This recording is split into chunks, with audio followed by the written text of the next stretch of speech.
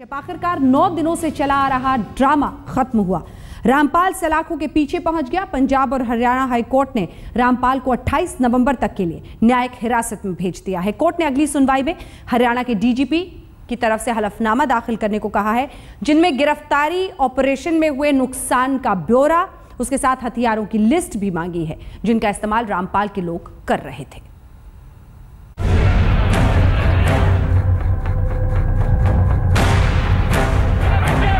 Rampal court से बचने के लिए पैंतरेबाजी करता रहा, लेकिन आज उसे दो बार अपनी फजीहत कराकर कोर्ट के सामने पेश होना पड़ा।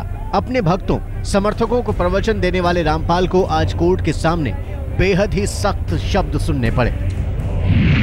दोपहर 2 बजे रामपाल को दोपहर 2 बजे दूसरी बार पंजाब और हरियाणा हाईकोर्ट में पेश होना था। हरियाणा पुलिस उसे आधे घंटे पहले पेशी के लिए ले आई। आधे घंटे तक वो आंखें बंद कर कोर्ट में बैठा रहा। उसके चेहरे की हवाइयां उड़ी हुई थी। कोर्ट ने रामपाल को 28 नवंबर तक के लिए न्यायिक हिरासत में तो भेज दिया, लेकिन अगली सुनवाई में हरियाणा के डीजीपी से रामपाल की गिरफ्तारी को लेकर हलफनामा दाखिल करने को कहा। हलफनामे में नुकसान का ब्यौरा, मारे गए लोगों की जानकारी और रामपाल के लोगों के हथियारों की पूरी लिस्ट भी होगी। इतना ही नहीं, पंजाब और हरियाणा हाईकोर्ट के जज ने सुनवाई करते हुए दूसरे आश्रमों और डेरों में हथियारों पर लगाम लगाने की बात भी कही। इस बात पे गहरी चिंता व्यक्त की कि अगर ऐसे और भी कोई डेरे या रिलीजियस स्थल हैं पंजाब, हरियाणा व चंडीगढ़ में, जहां खासकर आर्म्स और एम्यूनिशन गैर कानूनी तरीके से इस्तेमाल किए जाते हैं। रामपाल को आज एक के बाद एक कई झटके लगे। 2006 मर्डर केस की जमानत सुबह ही रद्द हो गई।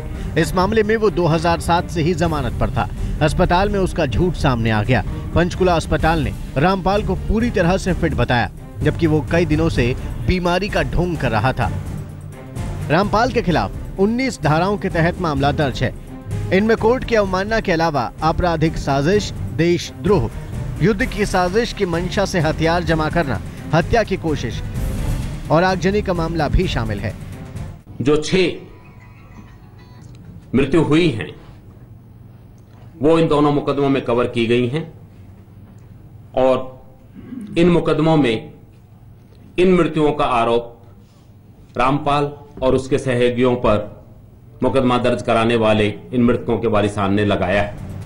अस्पताल से कोर्ट ले जाते वक्त रामपाल ने पहली बार मुंह खोला। उसने अपने खिलाफ लगाए गए सभी आरोपों को गलत बताया।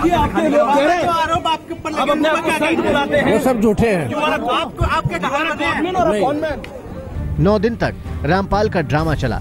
करीब 33.5 घंटे तक पुलिस का ऑपरेशन चला, तब जाकर रामपाल सलाखों के पीछे पहुंचा।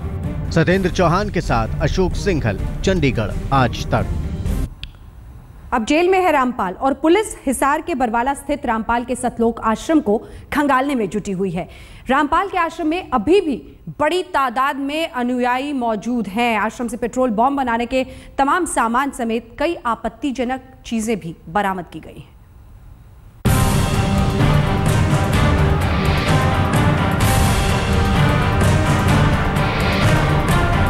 रामपाल की गिरफ्तारी के बाद गुरुवार सुबह जब आज तक का कैमरा हिसार के बरवाला स्थित सतलोक आश्रम में दाखिल हुआ तो स्वयंभू संत की रहस्यमयी दुनिया बेपर्दा होती गई। हम इस वक्त ठीक आश्रम सतलोक आश्रम के भीतर हैं। पहली बार किसी का कैमरा आश्रम के भीतर आया है। इसको अलाउ किया है प्रशासन ने, उसके बाद हम अंदर आए हैं। आप देख सकते हैं ये एंट्री की जगह है जहां पर जूते चप्पल रखने की जगह है। जगह जगह पर कई गेट्स लगे हुए हैं। अलग अलग जो सेक्शंस बने हैं वहां पर अनुयायी और भक्त जो यहाँ रखे गए थे और काफी दिनों से यहाँ पर थे। ये एक बाबा की रहस्यमयी दुनिया है। आश्रम इतना बड़ा है कि एक बार में आंखें पूरी चौहद्दी ना नाप पाए।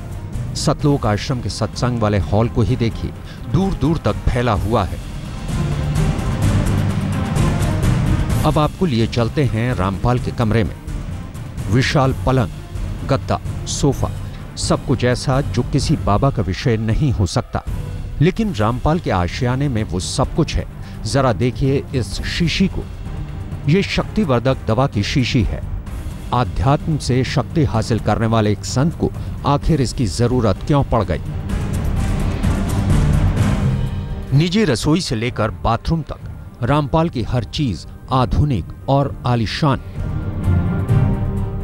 रामपाल के आश्रम की अब जो तस्वीर हम दिखाएंगे उसे देखकर आप हैरान रह जाएंगे। कांच की गोलियां, बुलेट, पेट्रोल। पुलिस आश्रम के भीतर पेट्रोल बम का दावा कर रही थी, उसके सबूत भी मिल गए। पुलिस वालों को ऐसे कई बम मिले हैं।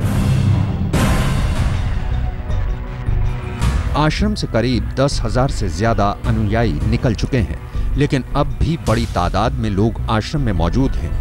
ये लंगर उन्हीं लोगों के लिए है। रात से ही लोगों का आश्रम से निकलना जारी है। रामपाल के अनुयायियों का कहना है कि वो इस डर से आश्रम नहीं छोड़ रहे थे कि उन्हें लगता था कि आर्य समाजी उन पर हमला न बोल दें। देखिए, वो तो जो कुछ हो रहा था ठीक हो रहा था, लेकिन बाहर इसलिए डर के मारे नहीं आ रहे हैं। भगत जी कह रहे हैं कि आर्य समाज के वहाँ लोग खड़े हैं, हमें पीटेंगे।